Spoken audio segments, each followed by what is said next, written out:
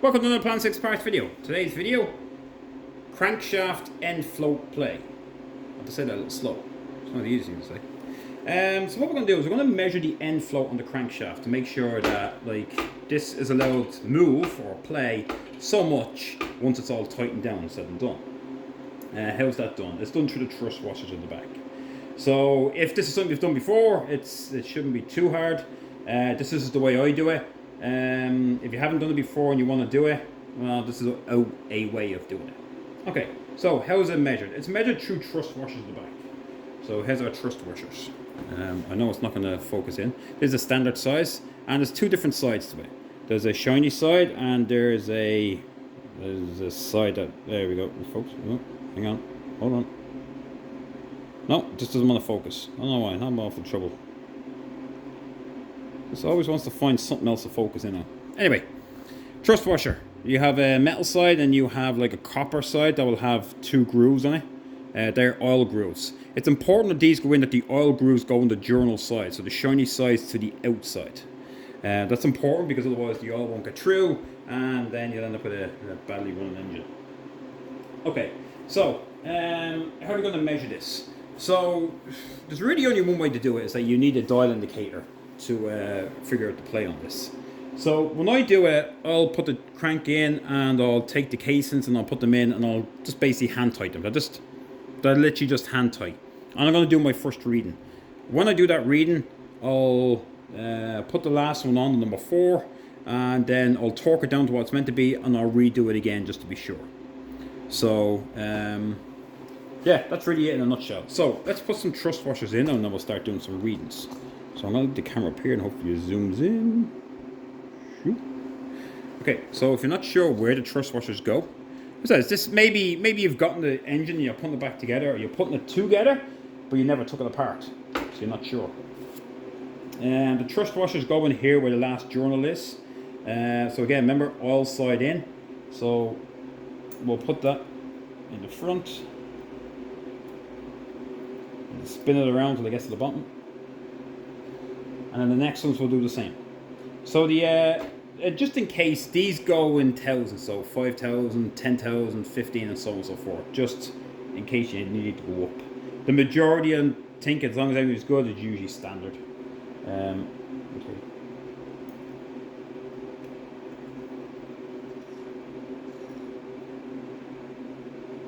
All right. So hopefully you've seen where they went in. There's one here and one here. Just either side of the journal, just let them slide around and make sure the oil's on the inside. Okay, so how are we going to measure it? Like I said, this is where we need a dial indicator.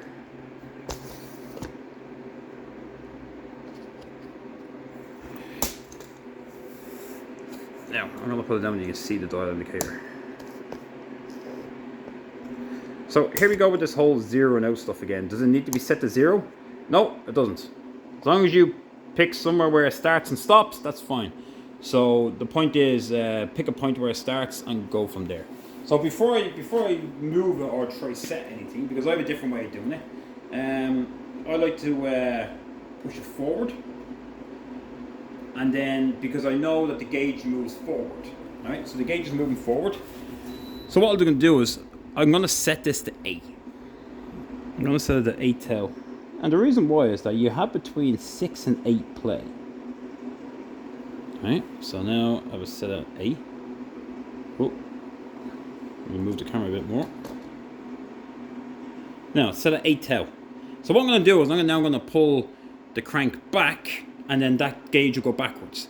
As long as the gauge doesn't go beyond 0, I'm fine. Because remember, you have between 6 and 8. So, I said it goes back to 0. Like bang on 0, that's 8 tau, that's fine, that's fine. If it goes beyond, well then now I know where I need to go. Let's say I go 2,000 beyond 0, well then I know I'm 2 tau now. So it's too big, then I have to go upsize. I'll have to put 5 tau in. So now that's forward, I'm going to bring it back and see where it stops. So where are we? You're at just over, well, so to say it's pretty much at 6 because we're near 2. So, but just to be sure, I'm going to move it back to make sure it stops on 8 again. That's where I had it. And you see, it's in between 8 and 9. Alright? Now I'm not going to move it because I'm not going to play with it. But I know now that it's settled between 8 and 9. So it's sort of that in between. So now I'll go back again. So look, it's in between again. So theoretically I know that half that's 2. So basically that's 6 tau. That's perfect. No wear, not whatsoever. But again, I'll do this a few times just to make sure I'm in the exact right spot.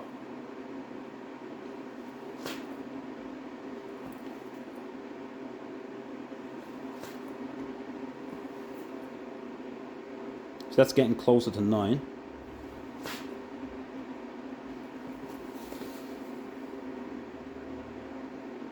Alright, so either way, we're still good. Right, we're still at that. Now, like I said, if you want to zero the gauge, that's fine. I said the important part is that when you move this, that you know where it is. Either side, whether it's the front end or the back end, as long as you know it stops in an exact point, you measure from that point, you know where you're going from. Like I said, you don't have to spend all this time zeroing it out because sometimes the slightest movement touches it off and then you get sucked into that zero, like making sure everything is zero. So now I know that that's okay, that we're in range, we're pretty much at 6 tau. Now what I'm going to do is I'm going to crank down the, I'm going to crank these down. So, what it does say is that these are meant to be between, excuse me, if I believe 60 and 80, no, 50 and 60? 50 and 65. So I have my torque set for 60, so that's sort of right in between. So I'm going to crank this down.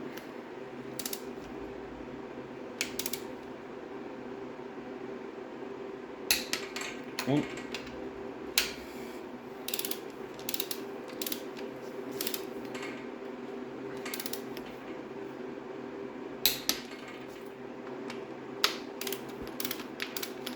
When putting these back on, I don't know if you noticed, but they are numbered. They are numbered 1, 2, 3, 4. They say there is a way it's meant to be torn. However, when you put the bearing in, you realise it can actually go one way. I know they say that it's meant to match the number on the side, which theoretically it should. But if you look at the bearing and where the oil hole is, it can really only go one way. Like, well, say really, you could put it on the wrong way, but if you really look at it, you'll realise it's only meant to go one way. Just in case, because some of these, this one here, to be honest, the numbers are pretty crap on it. They're pretty worn down, so I have to look at least I know which one was which, but I have to look at the oil, the seal, and where the bite is on the bearing itself, like the little metal that sticks out, because they'll match up. Because if they're on the wrong side, it's not right. So just be mindful of that, because these things wear down. Like, I'm convinced that this engine blew up at one stage because there's a lot going on with it. It's definitely warped onto it.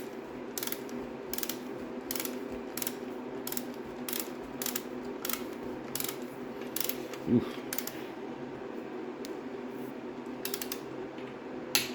Okay, so I said what I'll do is I'll put the last one on. And what I mean by that is that, like I said, if you look at this one, you have this here, and that has to match up with the other one. And the oil seal is always on the opposite side. The hole is always on this side. Or should I say the working side of the engine, if you want to call it that. So it really only can go on one way.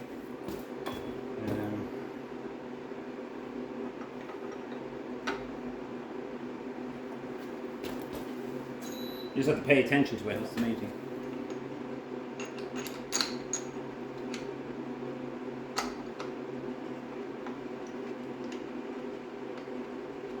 Now, I know you can't see what I'm doing.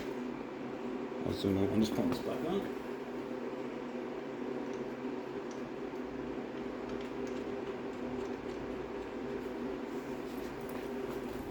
Now I can bring it up to 65 if I want. That's fine. I'll just have a step on 60. Because it does say in between, so it gives you a good range. Doesn't mean you have to bite the bejesus over every time. And as long as you don't use an impact gun to put them on, there shouldn't be a problem. Because I've seen people do it. I certainly ain't going to help.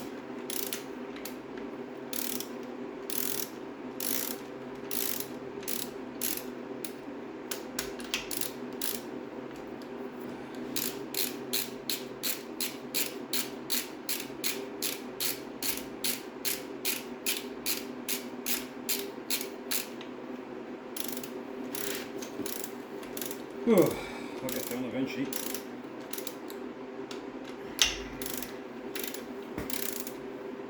It's the worst thing about doing videos in one go. So, if you're watching this, scroll forward. Save you some time.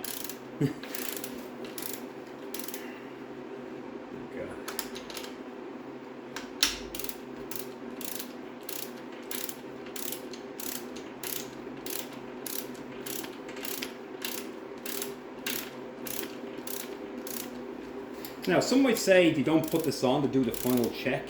I do. I want to make sure everything is on, so there's no, how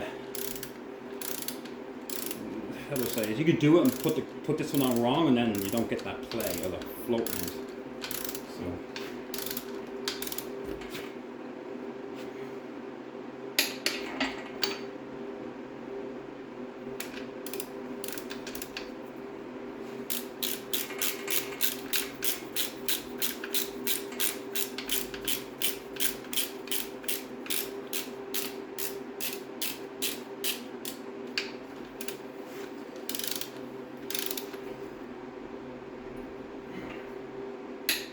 Okay, now I'll double check them in a minute. I'm not going to fully check it.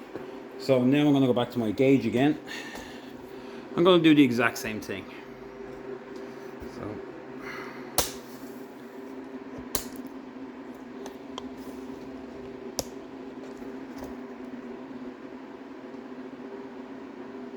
I'll find what number it's at.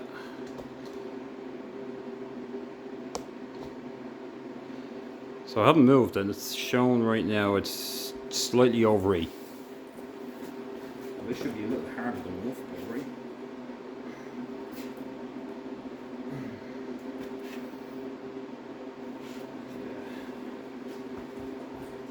Screwdriver and move it.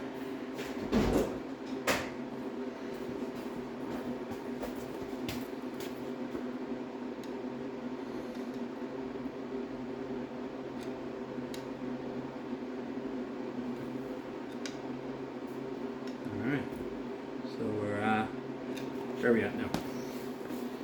This looks like it's between 9 and 10.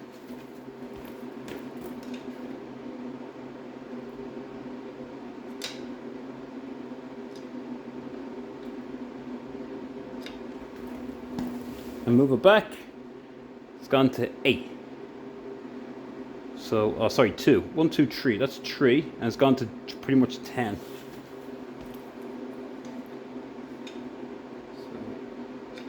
3, 2, pretty much 10. That's still pretty much 6 tau. Either way, it's still within range. So I'm happy with that. So now everything is torqued down. I'm looking at probably, it's between 6 and 7. Brilliant. So that's what I'm looking for. So now I know it's good. I can double check these and make sure that they're torqued down correctly. And that's really it. So, thanks for watching. If there's anything else you want to know about this, give me a shout. Any comments, questions, concerns as usual. But that's basically it for the end flow.